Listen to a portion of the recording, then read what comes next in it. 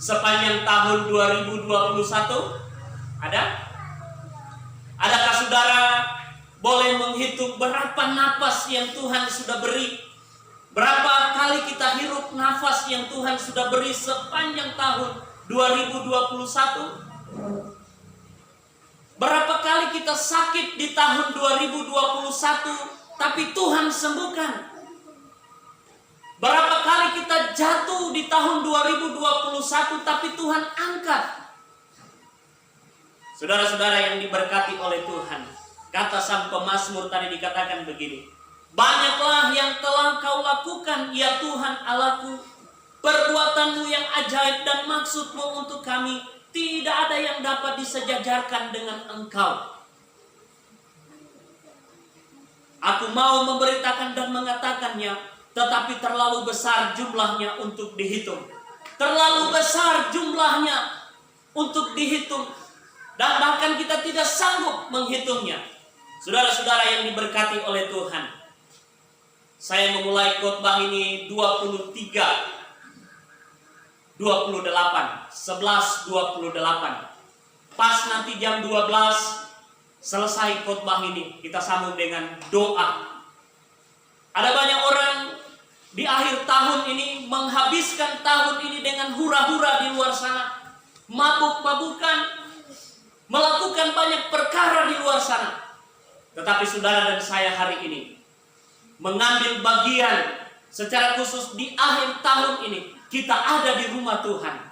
Sebab bagian firman Tuhan yang kita baca tadi, kalau kita mau cerita bagaimana Tuhan lakukan banyak hal dalam hidup kita, tidak bisa kita cerita, tidak bisa kita ungkapkan, karena memang terlalu besar jumlahnya untuk dihitung. Oleh sebab itu saudara-saudara yang diberkati oleh Tuhan, saya beri tema malam hari ini, pemeliharaan Allah yang sempurna. Mari sama-sama kita baca Mazmur pasalnya yang ke-23, ayatnya yang pertama hingga ayatnya yang ke-6. Saya baca ayatnya yang pertama, Bapak Ibu Saudara sekalian membaca ayatnya yang kedua, demikian bergantian hingga ayatnya yang ke-6. Mazmur pasalnya yang ke-23, ayatnya yang pertama hingga ayatnya yang ke-6. Tuhan gembalaku yang baik. Mazmur Daud. Tuhan adalah gembalaku, takkan kekurangan aku. Ia membaringkan aku di padang yang berrumput hijau. Ia membimbing aku ke air yang tenang. Ia menyegarkan jiwaku. Ia menuntun aku di jalan yang benar oleh karena namanya. Sekalipun aku berjalan dalam lembah kekelaman, aku tidak takut bahaya, sebab Engkau besertaku. Gadamu dan tongkatmu itulah yang menghibur aku. Engkau menyediakan hidangan bagiku di hadapan lawanku. Engkau mengurapi kepalaku dengan minyak, pialaku penuh melimpah. Kebajikan dan kemurahan belaka akan mengikuti aku seumur hidupku, dan aku akan diam dalam rumah Tuhan sepanjang masa. Ya, saudara-saudara yang diberkati oleh Tuhan, Mazmur 23 adalah tulisan dari seorang yang bernama Daud. Dia betul-betul merasakan bagaimana pemeliharaan Allah yang sempurna di dalam hidupnya. Dan saya percaya, kalau kita boleh ada di penghujung tahun, di tahun 2021 ini, karena kita dipelihara oleh Tuhan, karena kita dijaga oleh Tuhan, karena kita diberkati oleh Tuhan. Kita dengar kesaksian dari Papa Ikel bulan 7, betul ya, bulan 7 tanggal 28. Saudara-saudara yang diberkati oleh Tuhan, mungkin bukan hanya Papa Ikel, banyak orang yang mengalami hal yang sama. Bahkan mungkin kita, saudara-saudara, kalau kita bisa ada di tanggal 31 Desember 2021 ini, tadi saya katakan, semua karena pemeliharaan Allah yang sempurna itu. Raja Daud menggambarkan Tuhan yang memelihara hidupnya seperti seorang gembala. Dia adalah domba. Allah yang sempurna itu menjaga dia, memelihara hidupnya. Saudara-saudara yang diberkati oleh Tuhan, saya pelajari begini. Kalau seorang gembala, dia mengenal domba-dombanya. Seorang gembala, dia mengenal domba-dombanya. Yohanes pasalnya yang ke-10 ayatnya yang ke-14. Yohanes 10 ayatnya yang ke-14 dikatakan begini. Akulah gembala yang baik, dan aku mengenal domba-dombaku, dan domba-dombaku mengenal aku. Saudara-saudara yang diberkati oleh Tuhan, Yesus dalam perikop ini mengatakan, akulah gembala yang baik, dan aku mengenal domba-dombaku. Tadi saya katakan, Raja Daud menggambarkan pemeliharaan Allah itu seperti seorang gembala yang menggembalakan kawanan dombanya. Dia menyadari benar bagaimana penyertaan Tuhan yang sempurna itu di dalam hidupnya. Hal yang sama pun dikatakan oleh Yesus Kristus di dalam Yohanes 10 ayat 14 tadi. Allah mengenal domba-dombanya. Kalau kita adalah domba, pasti Tuhan kenal kita. Mengenal di sini bukan hanya sekedar mengenal, saudara-saudara. Mengenal di sini bukan hanya sekedar, mungkin saya hanya sekedar mengenal saudara. Saya kasih contoh begini. Saya kenal Papa Arjun. Tapi kalau bagian firman Tuhan pada malam hari ini, kata mengenal di sini mencari tahu lebih dalam. Kalau saya kenal Papa Arjun, maka saya harus cari tahu di mana dia tinggal, siapa istrinya, berapa anaknya, apa pekerjaannya. Itu mengenal lebih dalam. Kalau saya kenal Tante Mama Lunci, maka saya mengenal dia lebih dalam. Saya tahu siapa Tante Mama Lunci, di mana rumahnya, berapa umurnya, berapa anaknya, apa pekerjaannya. Itu mengenal lebih dalam. Allah yang mengenal kita, bukan hanya sekedar dia kenal kita. Karena ada banyak orang kalau kenal nama ini saya lupa, tapi kalau lihat muka pasti saya tahu. Tuhan tidak begitu, saudara-saudara. Dia memposisikan dirinya sebagai gembala yang mengenal. Bahkan dikatakan di sana mengenal bukan hanya sekedar mengenal, tetapi mencari tahu siapa kita. Dia cari tahu siapa sebenarnya saya, siapa sebenarnya rumah tangga kita, siapa keluarga kita, dan seperti apa karakter kita. Itu adalah Sang Gembala Agung. Jadi saudara-saudara yang diberkati oleh Tuhan, kalau kita boleh ada di penghujung tahun, saat ini kita ada di jam 23.35. Kalau kita boleh ada di penghujung tahun ini, pemeliharaan Allah yang sempurna itu, dia mengenal kita. Amin. Dia kenal kita lebih dalam. Dia tahu kita. Dia kenal pergumulan kita. Dia kenal sakit penyakit kita. Dia kenal persoalan-persoalan hidup kita. Ketika dia kenal kita, firman Tuhan mengatakan Allah turut bekerja untuk mendatangkan kebaikan. Oleh sebab itu saudara-saudara yang diberkati oleh Tuhan, kalau Tuhan kenal kita, di dalam Yohanes tadi dikatakan, dan domba-dombaku mengenal aku. Maka saudara dan saya sebagai domba bukan hanya sekedar kenal Tuhan begitu saja, tetapi kita juga harus mengenal sesungguhnya Tuhan lebih dalam. Harus cari tahu Tuhan itu seperti apa. Karena dia kenal kita lebih dalam. Dia tidak hanya sekedar kenal-kenal kita begitu saja, tetapi dia tahu kita. Tugas kita harus kenal juga dia. Ada banyak orang Kristen tidak kenal Tuhannya, sehingga di penghujung tahun menghabiskan tahun hanya dengan mabuk-mabukan, menghabiskan penghujung tahun hanya dengan berfoya-foya. Saudara-saudara yang diberkati oleh Tuhan, domba-domba yang baik, umat Tuhan yang baik, dia kenal Tuhan yang dia sembah. Dia tahu Tuhan yang dia sembah. Sehingga saudara-saudara, ketika kita kenal Tuhan, Tuhan kenal kita. Tadi saya katakan, Allah turut bekerja di dalam setiap aspek kehidupan kita.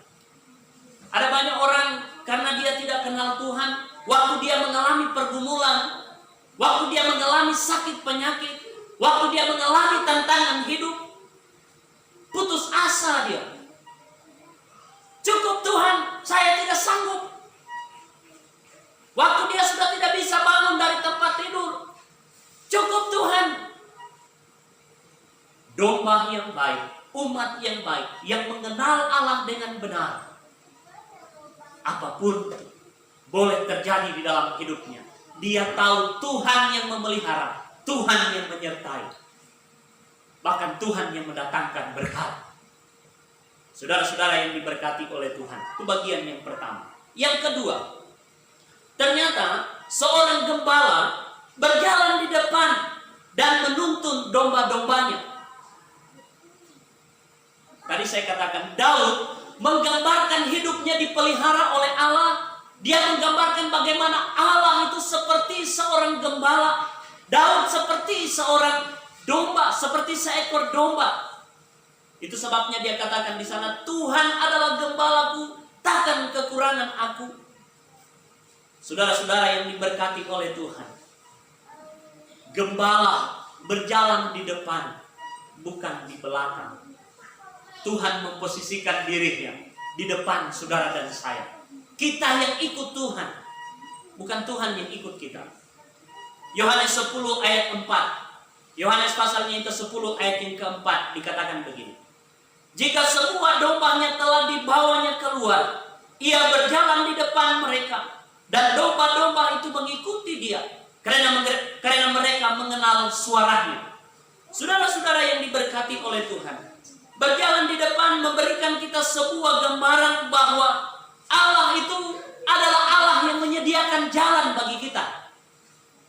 Ada banyak orang menghadapi pergumulan, menghadapi tantangan hidup, menghadapi hari-hari yang berat dalam hidupnya. Yang ada dalam pikirannya buntu dia. Jalan buntu. Tidak ada bagi dia jalan terbuka. Tetapi bagi seorang yang mengenal Tuhan dengan baik, ketika dia ada dalam persoalan hidup, ketika dia ada di jalan buntu, dia tahu Tuhan buka jalan yang lain. Saudara ingat para murid ketika mereka menebarkan jala mereka, apa yang terjadi dengan mereka, saudara-saudara? Murid-murid mengatakan, telah sepanjang malam kami menebarkan jala, tetapi tidak satu ekor pun ikan kami dapatkan. Saudara-saudara yang diberkati oleh Tuhan, ketika Tuhan suruh begini, dorong sedikit perahumu ke tempat yang lebih dalam dan tebarkan jalamu. Saudara-saudara yang diberkati oleh Tuhan, 1000 pintu boleh tertutup, banyak pintu boleh tertutup. Kalau kita tinggal di dalam Tuhan, tidak ada satu pintu pun yang tertutup bagi saudara dan saya. Karena Allah yang ada di depan kita, dialah yang membuka jalan untuk kita, saudara-saudara. Di tahun 2021, ada yang tahu berapa hari 2020 sampai hari ini? Ada yang tahu? Saya kasih hadiah besok. Berapa? 300? 365, ada yang lain?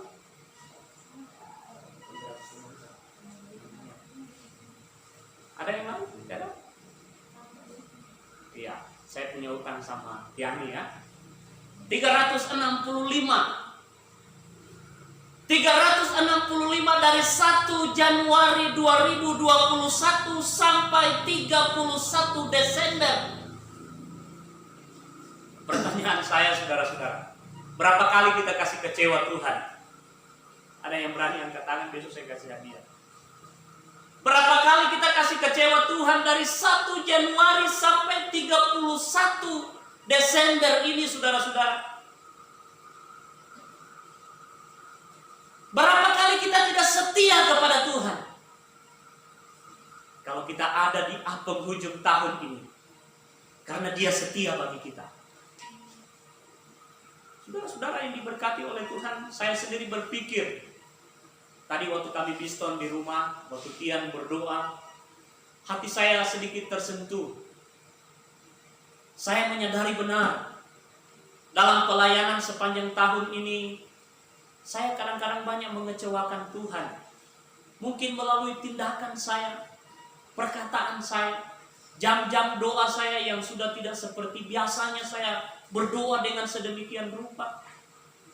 Tapi kalau saya ada di penghujung tahun ini, sebentar lagi saya akan lewati 2021 ini, menyeberang ke tahun yang baru, karena Dia setia di tengah-tengah ketidaksetiaan saya.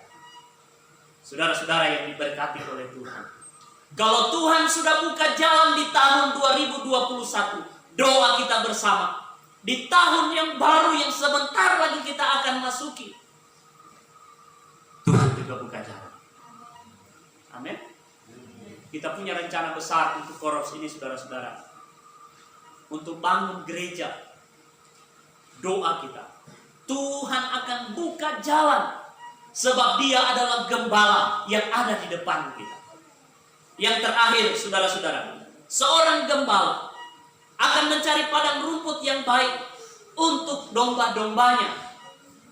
Tidak ada gembala membawa domba-domba itu terjerumus. Tidak ada.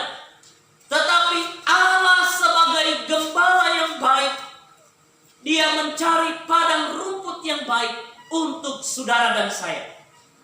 Mazmur 23 ayatnya yang kedua tadi dikatakan begini. Ia membaringkan aku di padang yang berumput hijau. Ia membimbing aku ke air yang tenang. Saudara-saudara yang diberkati oleh Tuhan, membimbing di sini berarti mengarahkan kepada keadaan yang baik.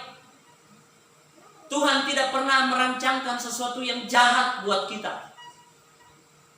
Tadi saya katakan, berapa kali kita kasih kecewa Tuhan di sepanjang tahun 2021. Berapa kali kita tidak injak gereja di tahun 2021. Kan kita tidak tahu perjalanan tahun baru nanti, 2022 nanti. Tadi Letnan sudah sampaikan, ada satu teman mereka, teman sekolah, masih baik-baik saja tanggal 29 Desember. Pas tanggal 30 dikasih bangun-bangun sudah tidak bangun. Padahal tanggal 30 tinggal, ya hitung-hitung tinggal 2 hari. Dia bisa menyeberang ke 2022. Sepanjang tahun 2022, saudara-saudara, rahasia bagi kita. Kita tidak tahu. Apakah kita masih tembus juga di bulan terakhir, di tanggal terakhir di tahun 2022? Kita tidak tahu. Misteri bagi kita. Tapi sebagai domba-domba, sebagai orang-orang yang mengenal Tuhan, sebagai umat yang mengenal Tuhan, mau sampai tidak sampai saya di tanggal terakhir di tahun 2022, saya tahu hidupku ada dalam tangan Tuhan. Yang saya tahu, Tuhan izinkan, ketika Tuhan izinkan saya hidup, Tuhan memberikan rancangan-rancangan yang baik buat saya. Sekalipun mungkin kenyataannya juga tidak. Kan tidak ada orang berdoa minta rancangan yang tidak baik, tidak ada. Selalu kita meminta rancangan yang baik. Tetapi dalam kenyataan hidup, kadang-kadang kita melewati fase hidup yang sulit, fase rumah tangga yang sulit, fase ekonomi yang sulit, kesehatan yang sulit, saudara-saudara. Tapi rancangan Tuhan selalu indah tepat pada waktunya. Sekali lagi saya baca ayatnya yang kedua. Ia membaringkan aku di padang yang berumput hijau. Ia membimbing aku ke air yang tenang. Allah akan mengarahkan kita kepada keadaan yang baik, bukan keadaan yang buruk. Sebab kita adalah domba-domba yang dipelihara. Gambaran ini seperti halnya yang tertulis di dalam 1 Tawarik 4:39 hingga 41. 1 Tawarik 4:39 hingga 41 dikatakan begini. Oleh sebab itu mereka pindah ke Gedor sampai ke sebelah timur lembah untuk mencari padang rumput bagi kambing domba mereka. Mereka menemui padang rumput yang gemuk dan baik. Negeri itu luas, aman dan sentosa. Orang-orang yang diam di sana sebelum mereka berasal dari Ham. Orang-orang yang namanya tertulis